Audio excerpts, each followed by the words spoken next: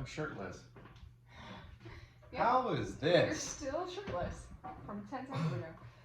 Alright, I'm going to hit this button now. What button? Video on, audio. Mm-hmm. Okay. Are you ready? I am ready.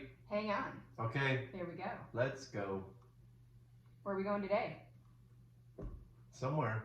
What's Somewhere fun and special. What's our car called? The vehicle. The vehicle? It's called the Noise and Dirt Podcast. Oh, yeah. To the Getting- Noise and Dirt Getting Podcast. metaphorical today. It's like Batman and Robin. Wait, what? To the Batmobile. Oh, yeah. It is kind of like that. Yeah. To the Noise and Dirt Podcast. Bert? It's only 9 something a.m. Yeah, okay? we've had 1 cup of coffee. Yeah, I'm in my And PJs. You're in my nothing. PJs. Yeah, yes. And today we're going to talk about how to create more fulfillment. Don't say like you don't know. As you agreed to off camera. We got into a conversation last night on feeling less fulfilled with oneself. Yeah. Which And- happens a lot Yes. to people, I think. Like Yes. everyone. It's just Everyone, yeah. a common thread, right? Right.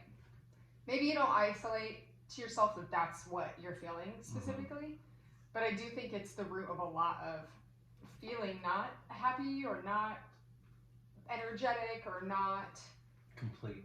Yeah, exactly. Good word. And so we discussed it last night because I kind of had a blah week. Yeah. And I started out with a blah week. Right. And I switched it a little bit. Yeah, you turned it around. And then I kind of got there midweek my own self. And then we kind of analyzed and broke it down. We broke it down. For you and for me on different days. Yeah. And we decided one of the root causes between our own selves, and we both share this, is like we kind of get disappointed in ourselves. Yeah. For not doing the things that we need to do. Yeah, or like reaching our potential or something like you know you could do better and you just didn't, and now you're disappointed in yourself. Yeah. So that's probably kind of the underneath it thing, what it boils down to. And I think everybody definitely goes through those phases. Sometimes they're long term, sometimes they're just a couple days in a week and you just turn it around. Like it could be for applied to a lot of things or situations. Yeah. Work. I think work is a big one. Yeah. Because it's the majority of your day during the week. Right. For most people. Otherwise, the other things that take up your time, taking care of yourself, like your body and your health. Maybe not sleeping enough or eating the right things or imbibing, is that a word? I don't know. In consuming too many negative things. Yeah. Or not taking care of stuff at home, like little loose ends and like chores and errands and like getting your oil changed in your car or like cleaning your house or going grocery shopping or doing laundry or calling and making appointments. It's a lot of the little things, right? The little things that part of life. You basically have to do on a weekly basis. Or should do. Or you should do, and then they're the ones that you feel like you don't want to do. Yeah. Which then leads you to feel unfulfilled and kind of upset with yourself because you're like, I know I need to do these things. Right. And procrastinating yes, and I just don't want to for whatever reason. Right. It's not appealing because it's not fun or it's not exciting. And that's part of our society today is like you want fun and exciting all the time. Right. And that's why social media is so big because it's fun and exciting and in a little attractive, window way, right? but yes. Yeah. There's a lot of science if people want to look it up. There's like micro hits of dopamine that kind of go into your brain when you're using social media. I watched the documentary, what was it called? The Social Network? Yeah. No. That was the movie. That was a movie. Oh my God. Yeah, the one that's about how the phone is like addicting and stuff, right? Yeah, and how they know, like the creators knew Uh-huh. that this was happening, or some of They them use didn't. certain dings and they use certain sounds The algorithms and colors and yeah, and they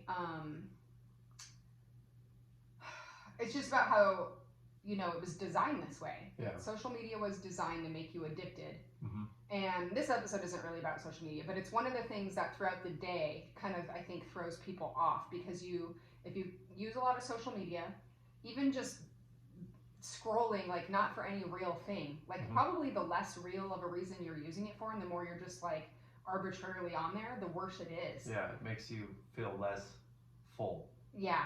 You feel empty because yeah. That's what it does for me. Is you sit there and you're looking at other people do whatever. The things that maybe you want to do, and then when you're done with it, you're like, well, I just wasted a half hour or an hour or whatever watching someone else do the said thing that I'm interested in. Yeah. And so it can't help but make you feel unfulfilled. You're just like, oh.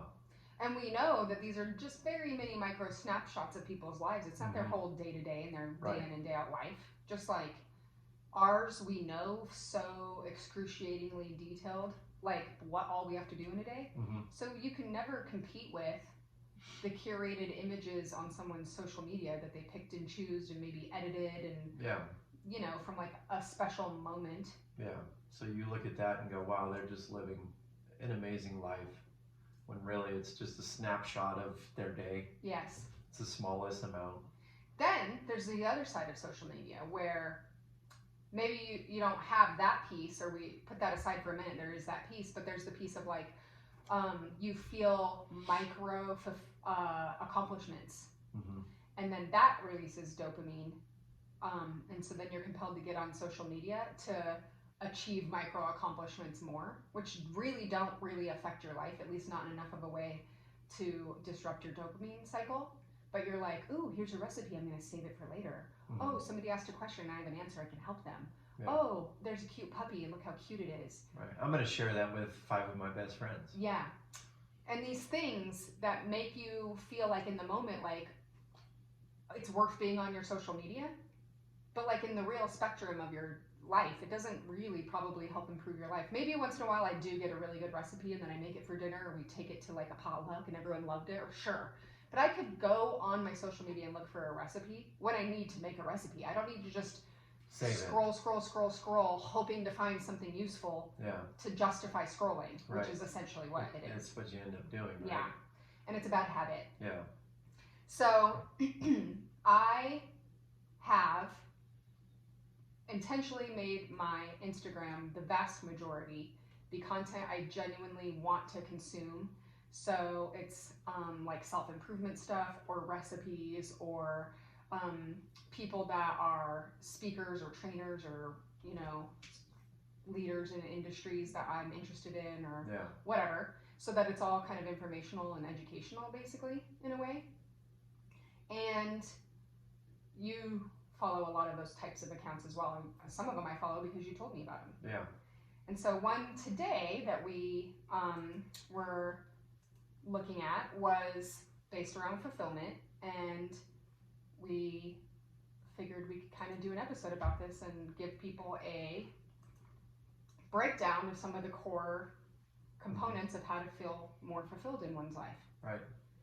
A, because who wouldn't? And B, we were talking about this week with ourselves. Even though we have like good, decent lives that we're happy with in general, we still don't always feel like we're doing our best. Yeah, and this goes to, it's not about money or anything like that, because you have plenty of people that are rich and they're still not really fulfilled. Right. You know, they're just empty still. Right. Because So, money is more of a convenience. Is Yeah. it easier to get through life with money? yes, it allows you to do certain things, Right. but it doesn't mean you're exactly fulfilled or happy. No. And we've seen that over and over again with people. Right. So, And they say happiness is a choice. You just decide you're a happy person, and the more you choose happiness, the more it doesn't matter what circumstances surround you, you're just going to be happy. There's that. But then how do you feel fulfilled is then yet another one. right. So what we boiled it down to was 4 main points. And the first one is not letting your emotions be fragile and easily swayed. And I think what we were just talking about with like the social media and stuff, like, you know, being mess with the ball. Like if you're letting like your dopamine like literally controls your emotions. It's part of how your emotions work in your body from your brain chemicals and stuff. Yeah. You know, not giving into like chemical imbalance is one of them. Maybe drinking too much or eating the wrong food or not sleeping enough. So like figuring out ways to keep your emotional state healthy. But the other way is, or another way is, being self-aware in who you are and liking who you are. And how do you do that? Okay, well, some people rely on their intelligence. And I feel like you're born intelligent or you're not. Or there's a scale. Like your intelligence is kind of set, or there's like a small amount of sway. You can kind of push it if you're exposed to the right things. But that's intelligence. But then there's knowledge. Knowledge, people can gain knowledge their whole lives. Right? So that is something that you can control more and have way more range on. So even if you're not a super intelligent, hyper intelligent, high IQ person, it doesn't have to limit you. You can still gain knowledge. You can still master a topic or a skill set. On anything. On anything. Especially nowadays. Multiple things. We have nothing but information in our hands. So literally in our hands, in our pockets, at our fingertips at all times, anything you could want to know is accessible, essentially. So it's not about being smart enough or not being smart enough. Like that's an aside. It's more about skill acquisition, and do you take the time to acquire the skills and become good at whatever you want to become good at. And I think when you know if you did that, if you put in the time and the energy and the work, you have a sense of like,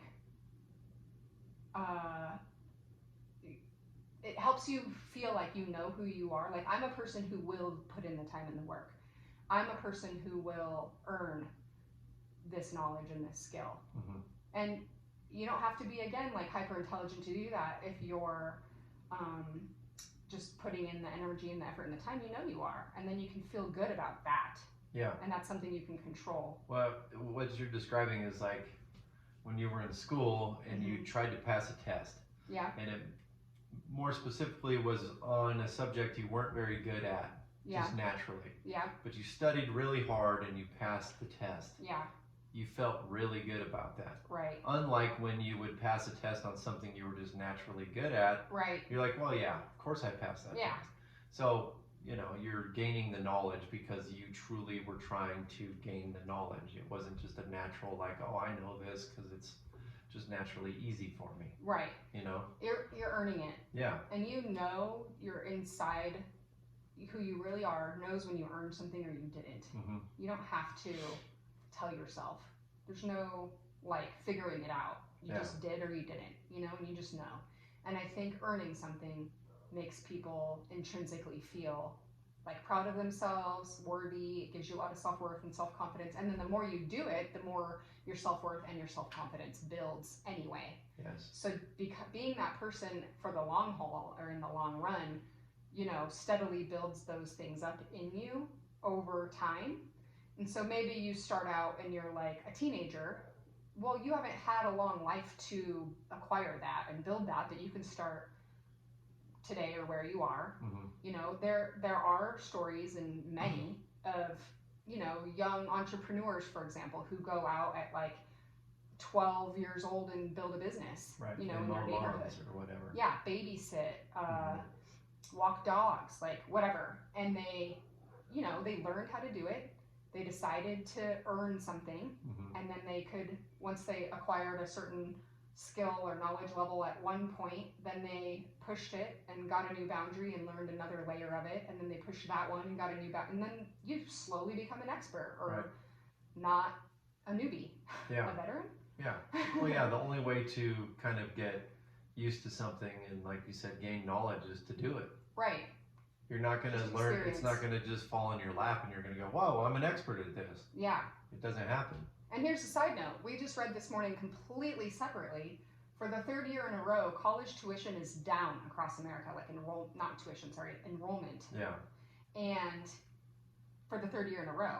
Now, I'm sure COVID has something to do with that. Sure. But regardless, the culture or whatever of our nation is starting to swing more back toward skills and experience and not just book learning. Right. Because most degrees, like the kind of college I went to, is theoretical. You're learning about something from a book, but you're not doing it. Yeah. Where like your job, you didn't have to go to a college. You did learn some things from books because you had to have certain skills that are just taught on paper easily, but a vast majority of it was physically doing it. Yeah. Someone teaching you. You were an apprentice. Yeah. Now you teach apprentices. Apprentice-I? Apprenti? Oh my god, I want to call Josh Apprenti now. Yeah. Hello, Apprenti. Hi, Josh. If you're listening. You gotta give him the... Shout out. Apprenti Josh. Well, he's only one apprentice though, so I need multiple. Anyway. Anywho. It's in our education system, you know, there's like a certain amount of people who go toward physical, practical learning and experience, and people who go to college and school and book learning, and then there's somewhere in the middle, and like it all has merit, but in general, found out today that the college enrollment rate is down for 3 years in a row, and we are swinging back more to practical skills and knowledge as a country. So if you work hard enough, if you put your mind to it and you decide that's what you're going to do, you can learn and gain skills and knowledge and master those things.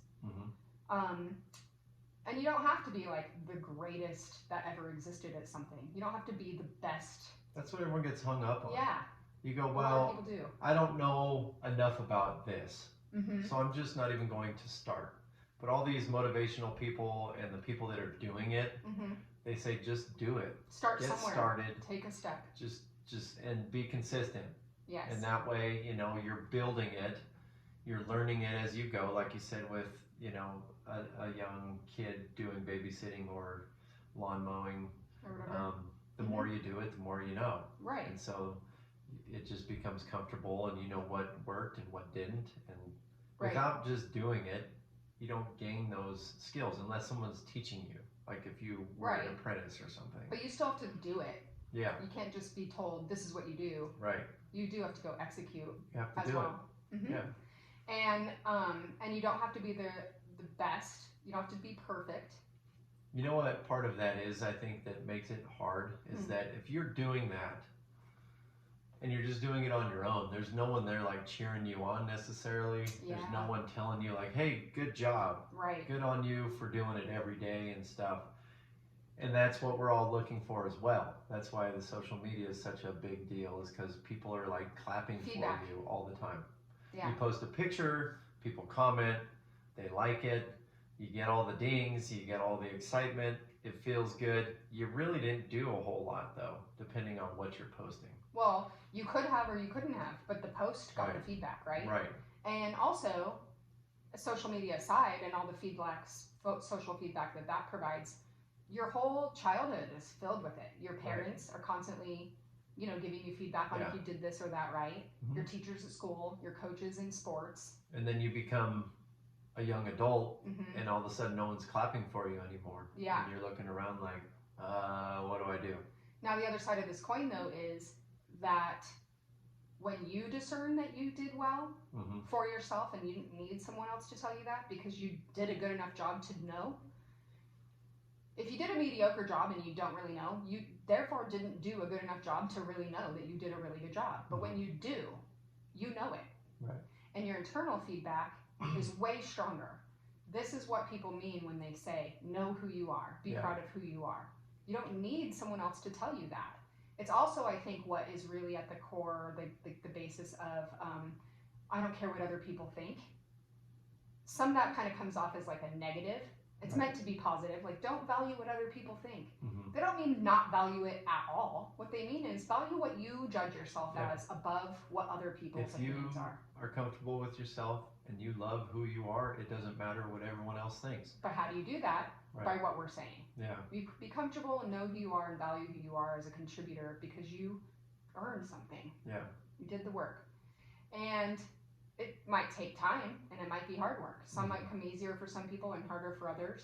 Maybe you need people showing you the way. You have to hire a coach or a tutor or whatever. Maybe you can be self-taught. There's different ways to achieve it, but you decided to and found a way to make it happen. And that is how self-confidence and self-worth, get built over time.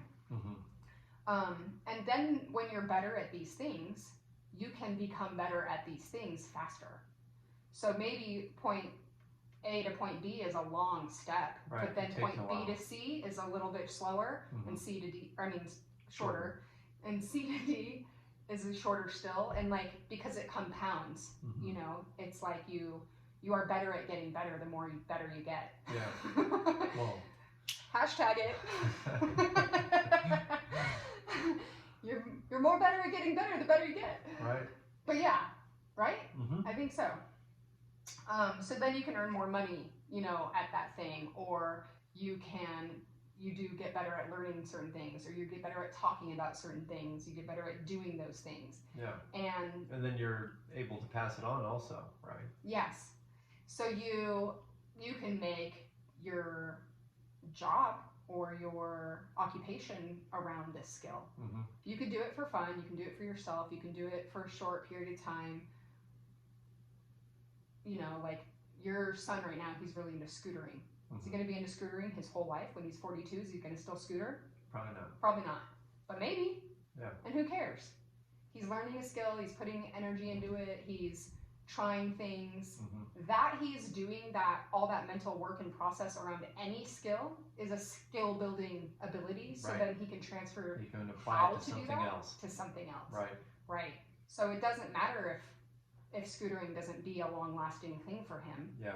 It's kind of the macro of it is what really matters, not the micro of it. Well, this is what part of our conversation we had is you were confessing to me that you just don't like to do some of the day-to-day things. Right. And you tend to put them off until it's the last minute or whatever, right? Yeah. And I said, well, I also know this. We all go through this, but if you just do it, right, it makes you feel better. Right. And so that's anything like we're talking about is learning a skill or whatever. The more you just do the thing, especially something that you don't want to do, because it's just, it's boring, it's hard, whatever. Yeah, it's just a typical day-to-day thing. But when you do it, you get like a little reward from it because you're like, all right, I did it. The accomplishment. Check the box. I can put it away. And so you're rewarding yourself.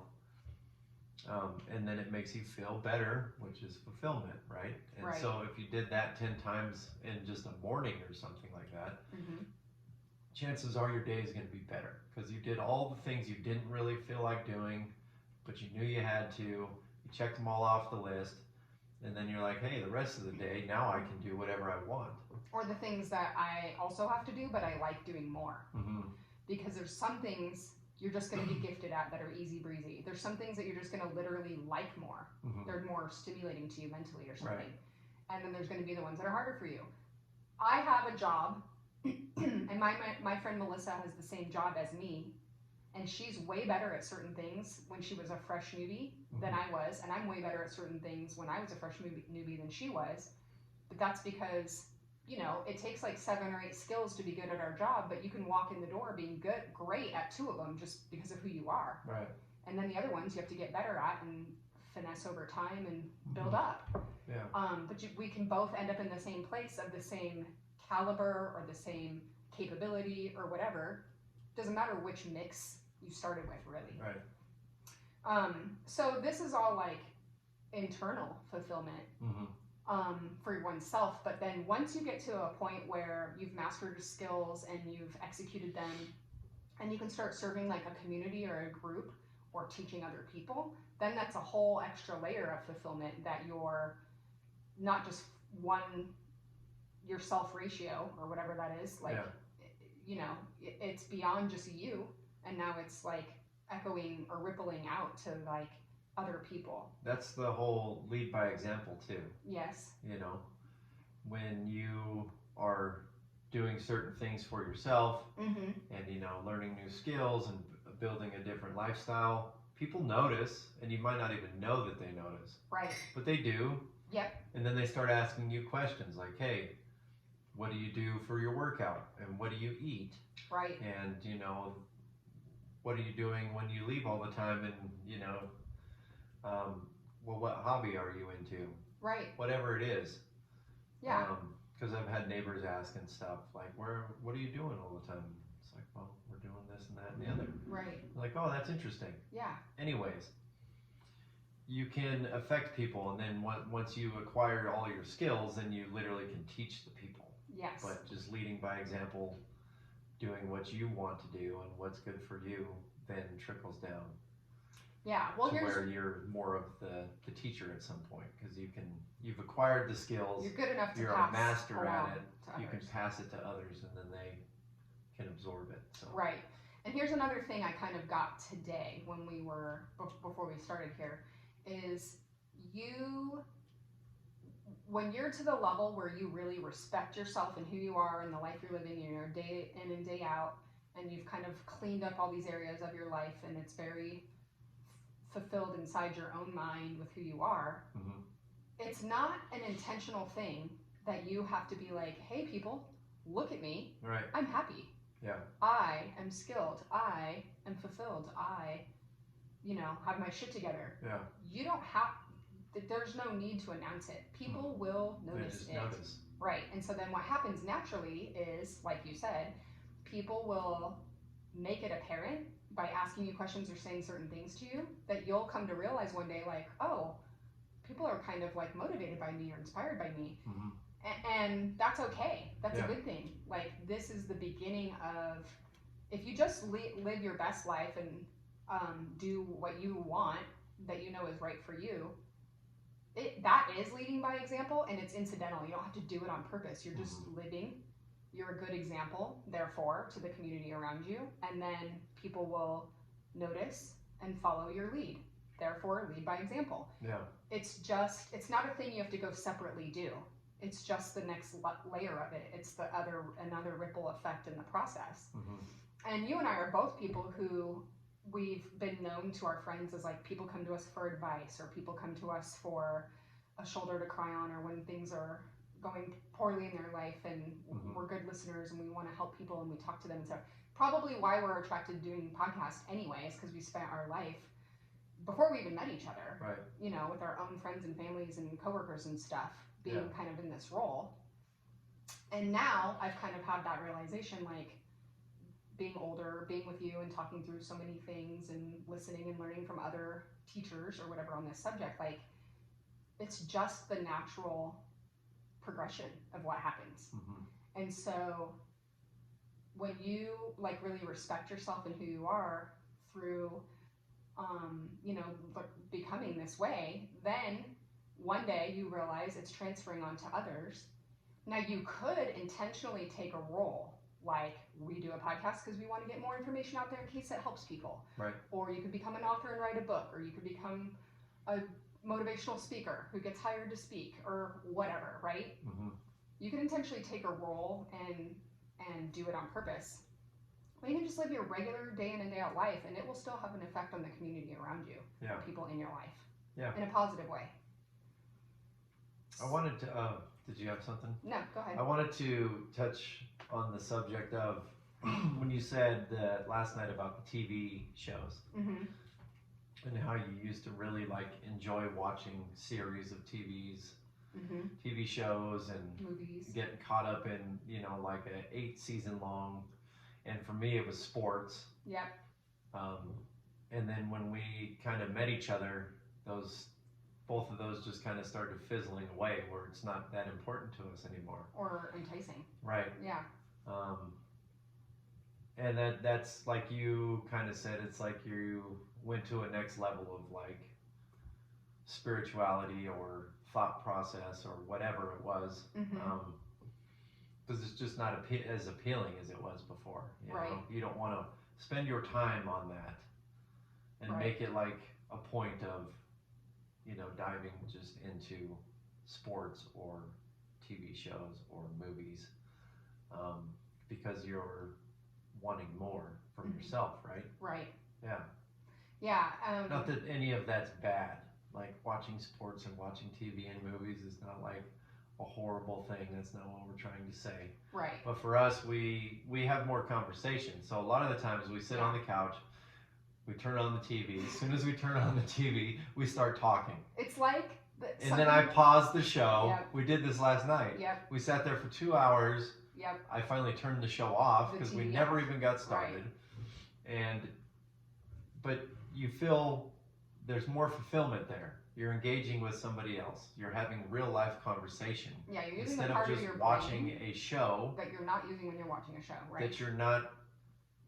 It might be entertaining. Yes, that's what it is. That was the original draw. But once the entertainment's over, you probably didn't take a whole lot else from it. Mm-hmm. You were entertained for 2 hours. That period of time. And then it's done. Right. And that's also why you want more of that, if that's where your kind of thought process is. Because then you're like, well, let's watch another movie tonight. Well, it kind of like puts whatever's going on in your life on pause. You get something else to focus on. Mm-hmm. So you can kind of relax your brain a little bit and not be working on whatever in your own day or life.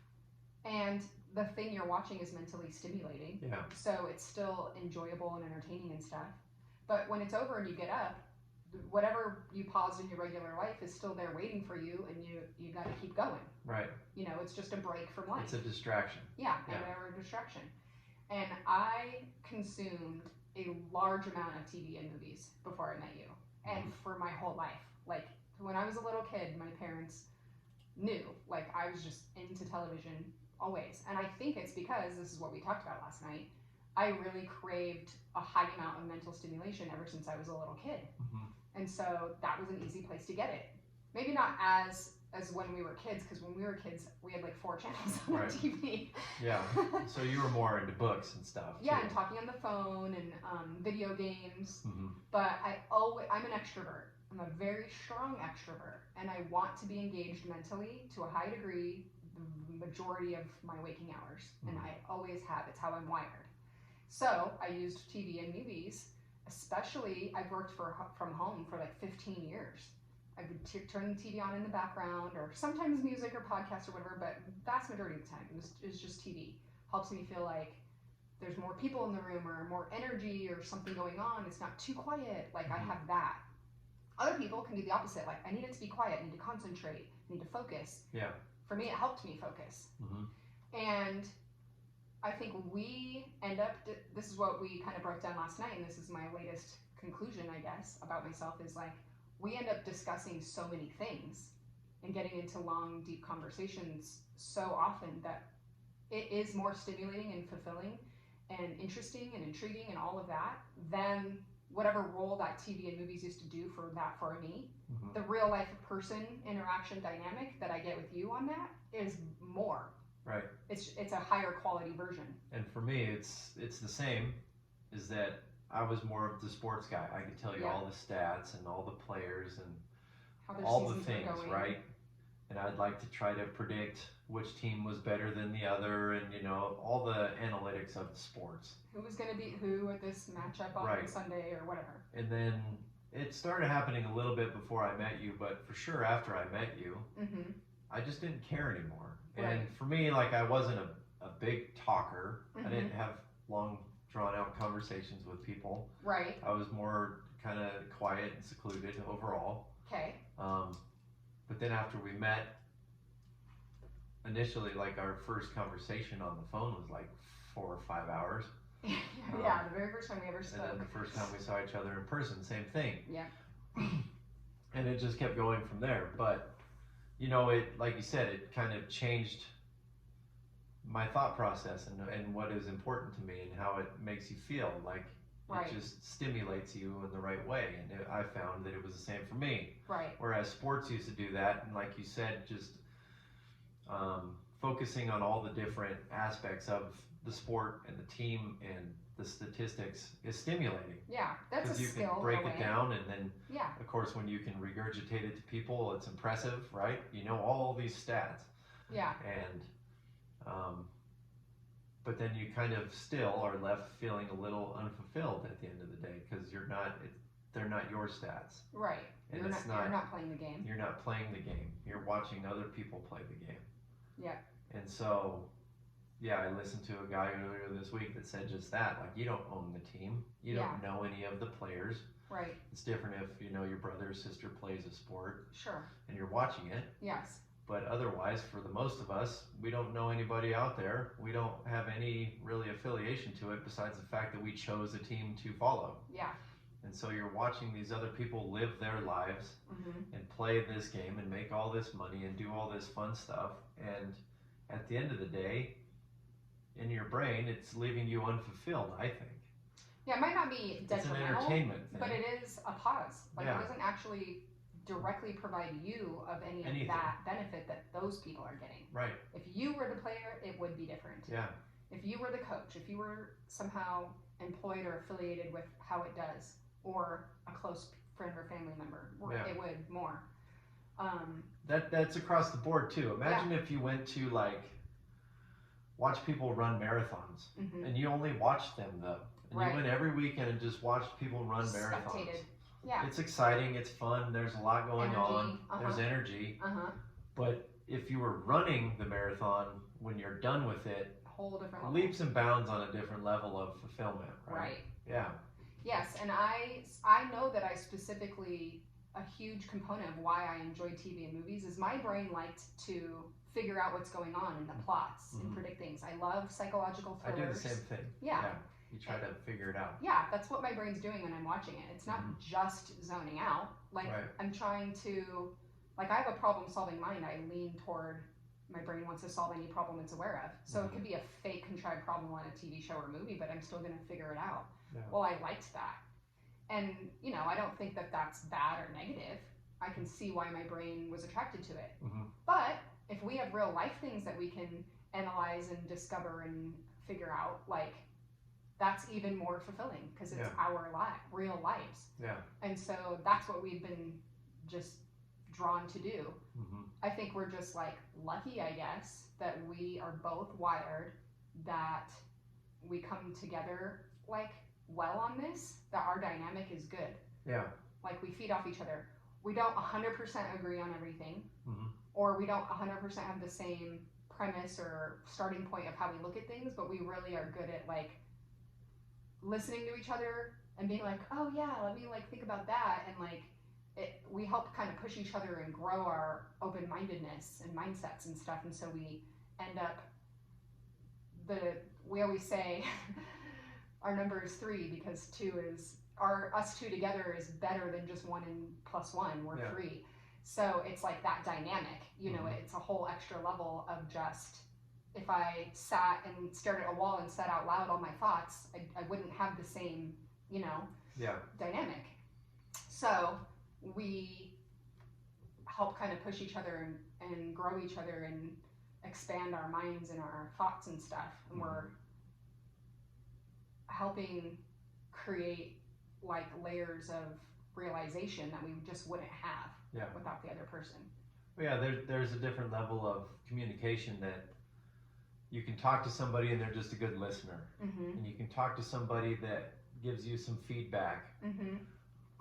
But what you're describing is we listen and give the feedback and help each other get past whatever the situation is. Roadblocks or whatever. Yeah, and work through it, and it helps both of us as well. Right. It's not just a one-sided one way or the other. Right. One person just listens only. I have some friends that they're really good listeners, but they don't give you anything back. Or much. They just listen. Yeah. They're oh, well, yeah, you'll figure it out. And you're it helps, but it's not the whole thing. Yeah. I think when we have our conversations, it's the whole thing. That's why, we're so into it. And I think it goes back to kind of what we were saying earlier, just in this podcast. We know that we're good at listening, we're good at problem solving, we're good at analyzing. Already, before we met each other, we were good at those things. Those were skills we had. Now when we're together and we execute those skills in a conversation on each other's situations, we're helping each other. We've acquired the skill, and now it's serving our community, which is each other. And so then the fulfillment is raised. Yeah. And then we both do it for each other on a constant, ongoing basis. So it's exceedingly fulfilling to have knowledge and skills in this area that you can help somebody else with. Mm-hmm. Even though we're already skilled and knowledgeable on our own, it doesn't take away from like what else you can provide. Right. Or there's an extra dynamic level, then we could have the exact same skill level at it for all we know, but like it still is better to have. So how do you become comfortable with yourself? How do you like really enjoy yourself and love yourself? You know, if that's part of the key of being fulfilled, right? Mm-hmm. Like, how do you get to that level of it? Is there a set path? I think that you can follow? That's what we were talking about earlier on, is like, you know, cultivating emotional strength of knowing, like, the way it works is strength comes from deciding who you are, doing it on purpose and liking who you are, and not acquiring the validation from the outside world. Mm-hmm. Now, there's certain people you're going to value their opinions, your close friends and family, but we're talking like the entire exterior world of whomever's in there. I mean, there's 8 billion people on the planet, right? Social media and whatever exposes you to a huge number of people. So we're not saying those people, like the really quality valued, high valued people in your life, they're fine, but really it's you. Yeah. Knowing I don't want to be driven by external opinion. I want to be driven by my internal opinion. Well, how do I value what I do? What do I like about myself already? What do I want to get better at? Okay, what are those? How do I get better at those things? And then knowledge is at your fingertips and you figure it out. Right. And then as you figure it out and execute and get better, then you like yourself more and become more comfortable in who you are, and you know you're self-aware. Yeah. And then while blocking out the opinions of others intentionally. Mm-hmm. Maybe don't be on social media. But it's a focus, right? Yeah. You have to literally like focus in on it, and that's what we're kind of describing with the TV shows and the social media and the sports and external. If you're being just kind of distracted by all of those things all the time, mm-hmm. from the moment you wake up, you're looking at your phone, the moment you go to bed, you're watching TV. You're not thinking about who you are. In between there, you're at work, yeah. where you're a certain person. Yeah. You have to be, because you're at work and that's what's required of you, right? Right. So then, when do you figure out who you are? Right. Yeah. You don't. Yeah, that noise, that like distraction noise, mm-hmm. can't take up all your extra time outside of your responsibilities. Yeah. Like you pick up heavy shit and walk up and down ladders and go into ceilings and walls all day. Yeah. You're not sitting around thinking about your self-worth. Well, sometimes I do. Sure. Yeah. But overall, no. Overall, your brain's like, okay, this pipe is this long. Where's the pickup point to get the balance and walk? Mm-hmm. And how do I, manage it while I walk up this ladder? Like you're thinking about what you're doing. Right. When I'm at a jewelry party, I'm like, okay, now I pick up the Melody necklace and I demo this, and I'm, mm-hmm. I don't drop it, and I hand it out to everybody else, and I remember what goes next. Like you're thinking about what you're doing. Right. So if you want to figure out, improving your internal validation and innate fulfillment, you're not going to be able to do it while you're at work. Yeah. You're going to have to spend time, and this is for adults. There's probably people who, employed adults, full-time, whatever. There's going to be people who don't have work or something in the way, or that they're younger. But like, if you have a regular job and if you have other responsibilities, like major ones, like kids and stuff, you also probably have to think about like what you're cooking. Yeah. And what you're shopping for at the store or when you're grocery shopping. Like, so you have to find the extra time to do it if you don't have a lot of extra time built in your everyday. So, like, has to be a priority. My advice is this: set your alarm, if you have an alarm that you wake up to, for 5 minutes earlier in the morning. Mm-hmm. And do it then. Like 5 minutes. 5 minutes. 5 minutes, kind of focus on really what you want your day to look like, and what goals and what things you want to accomplish in that day. And then it kind of starts with that. And that's what people say, like, journaling is a big thing, because you can write down all your thoughts, and then you can look back at those thoughts from mm-hmm. last week and a year ago and a month and all of that, so you can see how you've made progress, right? Mm-hmm. But just taking a time out for yourself. And it's meditation is also another thing. Visualizing. Exercising in a way, if you're just stretching or whatever, right? But yeah, just take a time out and focus on yourself, which most people don't do. We're focusing on what everyone else is doing, focusing on all the things going on in our life, like you said, the kids and the house and the dogs and the food and house chores and everything. All your responsibilities. Yeah. You're so occupied, start to finish of every day, that if you don't just take 5 or 10 minutes or however long you can put aside, you'll never really start discovering what you want or who you are. Every time I pee, I take my phone with me, and I open my Facebook or my Instagram, and that's when I start scrolling. And I end up... You mean when you poop? No, well, maybe both, but I pee more, obviously. And peeing doesn't take very long, but I end up sitting, scrolling for like 5 minutes, maybe 3-4 minutes, maybe not literally when 5. When you pee, it takes 20 seconds. Right. And I know lots of friends do that. Yeah. I know it's a very common way to behave on a potty break. Yeah. Well, what if instead of doing that, I start telling myself, okay, this week, instead of turning on my Facebook, I think about this. Spend that 30 seconds. Maybe I end up sitting there for 2 or 3 minutes. That's fine. I was going to do it anyway, right? On a more mentally healthy activity that's serving me. Yeah. And here's another thing I thought of while you were saying that. Yeah. I often write down what I need to do in a day. These are tasks. Yeah. This task management for yourself is completely separate from emotional or mental or psychological state management. They're two different things. And so I think I need to spend more time thinking about, I want to be an X type of person. I'm going to do X, Y, and Z tasks today because then I'll feel good about myself and kind of get more bigger picture about like how I'm going to end up feeling. Thinking that through instead of like, okay, today I need to text Betsy, call Sarah, email Elaine, blah, blah, blah.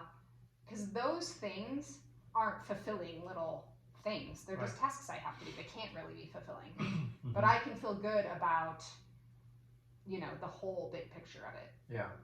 So I think I need to actually think through like the fact that that's what it's serving is the whole big picture and not just, the tasks are important. Yes. You know, Sarah's waiting to hear from me. I got to get back to her. But there's both pieces of it. Yeah.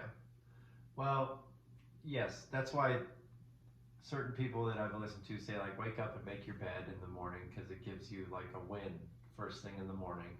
So you're like rewiring your brain to feel you're getting fulfillment out of that. You're like, oh, look what I did. It's a simple thing. Make your bed. Even as simple as like I started making my lunch the night before, so then when I wake up in the morning, it's already ready. It's a win. Well, you know what this sounds like to me?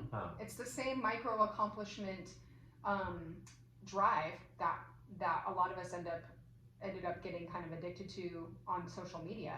Ooh, I found a recipe. Ooh, I saw a cute dog. Ooh, I saw a pretty picture. But that doesn't really actually do physically anything. They don't do anything for you. But making your bed is a real thing. Right. Making lunch, you have to eat anyway. Yeah. Those are real life in your day things. And the theory is like if you walk into your bedroom in the afternoon, you didn't make it in the morning and it's just a complete mess in the afternoon, it kind of triggers something different in your brain. Just like if there's a bunch of dishes in the sink, if your trash can's overflowing, if your laundry baskets are all over the floor, like it triggers different things in your brain, which makes you feel unfulfilled because you're like, ugh. I didn't do what I should have. Instead of walking by all those things and going, hey, that looks good, that's cleaned up, that's finished, I accomplished this. Ding, ding, ding, ding. It's the same dopamine hits that you're getting from other things, but this is actually affecting your life in a positive way. Well, and they're real. They're not real life. Conceptual. Yeah. Right. And then you start potentially craving that to better your life. So then you apply it at work. And you go, okay, well, I don't want to send these emails and I don't want to do this and I don't want to do that. But now you go, well, just like not making the bed and not doing your dishes. It's not about making the bed or sending the email. Yeah. So then you start doing this at work, things get better and you feel better about everything in your life. Right. It starts like snowballing. Yeah. And then you want more. So then you go, well, what else can I do to feel this way? Right. I'm going to start stretching in the morning. Yes. I'm going to start exercising in the afternoon. I'm going to start eating better. Yes. I'm going to start going for walks. I'm going to start, and then, next thing you know, you're more fulfilled.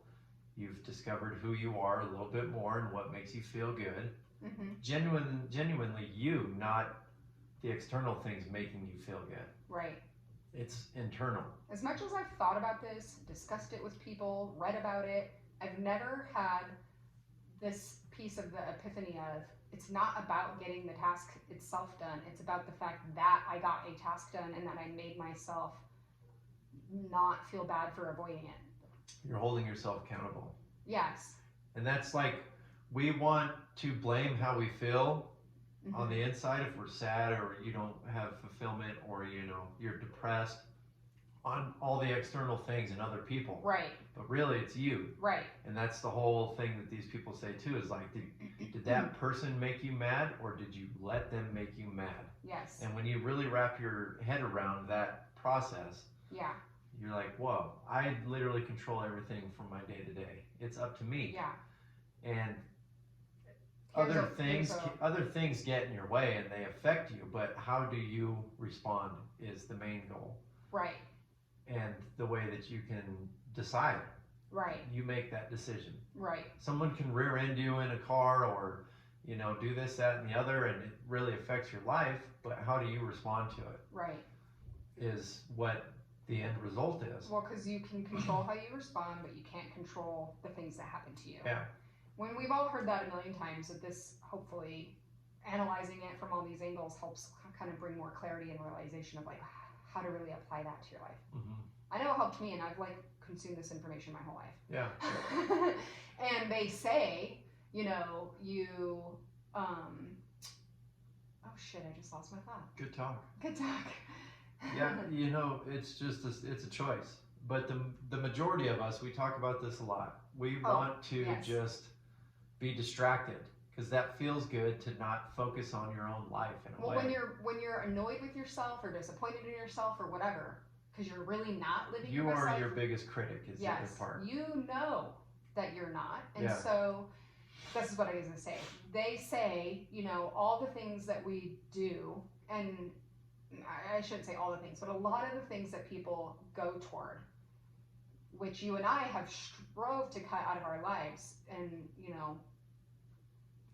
behave in the most healthy, productive, quality ways. And we're also good partners for each other for that. We try to eat well, sleep well, don't drink, don't do, we don't take any medicines, synthetic drugs, whatever, unless we really need to. Right. We drink a lot of water, all the things. But people who do that, we also have now cut out TV and sports watching and we also go for a lot of walks outside. And anyway, I could go on. But the point is, we aren't trying to, what we know now was our old selves distracting from doing the self-improvement. I'm going to go drink so I can just feel good, but it's not real self-improving. It's just a distraction. It's just watching TV is pausing my life to watch this thing and not think about this. I can think about this, but not me.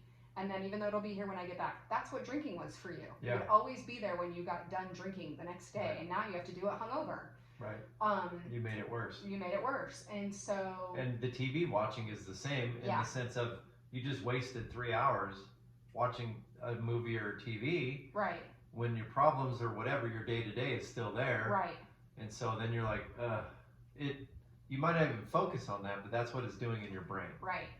So while I was never a drinker, I was a massive TV person. And while you maybe weren't a massive TV person, you were a drinker. And we were basically both using each of those things for the same reason. Exactly. And anybody could have their own thing or multiple things. Right. But the real core of it is, are you avoiding thinking about who you are and who you want to be and if you like yourself, if you can be better, not being honest with yourself that you are disappointed or you're avoiding things or you could, be living a better life, and you're just not letting yourself come to those conclusions and you're using external things to distract you instead of looking inside of who you are. And no one's going to know. You can have your conversations privately in your mind and conclude your own thoughts, and you can have it 100 times and build your conclusion up over, the course of a few months and, make your decisions slowly. It doesn't have to be tomorrow you uproot your whole life or something. I don't know how many people that I've come across, it's a lot, that say like, I wish I could go back. I wish I could be 18 again and change things and do the other things if I knew that that I what should I have know done. now. Yeah. And we also get hung up on that. Yep. Which is like for us was 20 years ago. Yep. And that's a long time. But there's still a lot of life left. Even if you're in your 60s or 70s, there's still a lot of life left. Yes. So you can start taking little steps now and changing just little things that will make your life better at the moment. So don't focus on the past and don't really look too far in the future. Just live right now. And if you want to be better and you want to kind of find yourself more and be happier with yourself and stop doing it for other people or external things, like just make little baby steps. Just do little things and try to, think through it and just discover who you are. It's easy to say. Who you want to be. It's easy to say, and it's actually really easy to do. You just have to make it a point and a focus, just like with everything else. It's not necessarily easy to do, but it's simple. Yeah. It's a simple thing. Well, it's easy in the way that you can do it. Yes. It's not something that you have to pay for and you need a certain amount of money or you need to live in a certain area or anything like that. Anyone can do it. Yes. And you should. Yeah. We recommend it. You're kind of cheating yourself if you don't. Yeah. And I think what I was getting at with that whole I wish I could go back thing is everyone that I know is unfulfilled because they know they should be doing different things with their lives and not just a career. It's just themselves. They're disappointed in themselves. Yeah. For one thing or another. Did you drink for 20 years? Are you still drinking? Do you eat unhealthy? Do you not have the career that you know you could have because you have a skill, like you're an artist, just natural artist, but you don't use it. Right. So it's leaving you empty in a way because you're like, God, I know I could do this. Yeah. I know I could do that. But you're not maxing out these pieces of who you are that you know you could do. Yeah. And I think that's for a lot of people, the majority of people, that's what they're going through. Yeah. And then they supplement it with all the external things that are distracting and fun and give create you all a little dopamine hit. Yeah, they give you all the Look dings at this cute all day purse long. I bought today. How many people do you see just walking around now, looking at their phone? We saw a guy last night when we were on our walk, pushing their baby in the swing, and he was staring at his phone on their own swing set. He's like, just never looked up to even acknowledge the kid, and the kid's probably sitting in the chair smiling, having the time of their life, and the dad didn't even see it because he's too busy looking at his phone. Right. I literally pictured him walking around to the front and pushing him from the front so you could see the glee on his little kid's face. Yeah. And he wasn't doing that. No. But he wasn't even, he was just rudely like, you know, there's like a timing. Push the swing, it swings back. I push the swing, it swings back. Yeah. So you could just be like an autopilot. And that's how we live our lives. Yeah. Most people. Yeah, on a lot of the time of the day. You're on autopilot. You're not really looking at your surroundings at all. You're just straightforward. And then you go to bed feeling like kind of empty. There's a lot of empty feeling going on in today's society because of the phone and all the information and all the things. You're not really looking internally anymore. And maybe you don't know exactly how to pinpoint like what you're unfulfilled about when you lay in bed and you have that feeling kind of creep in, everything's quiet around you. But I think this is the kind of stuff you can start to think about and look at inside yourself to figure it out. Like, I think that's what happened to me, is I knew I felt off. You knew I felt off, but I had to like figure out like what exactly it was so then I could go affect it. Yeah. Yeah.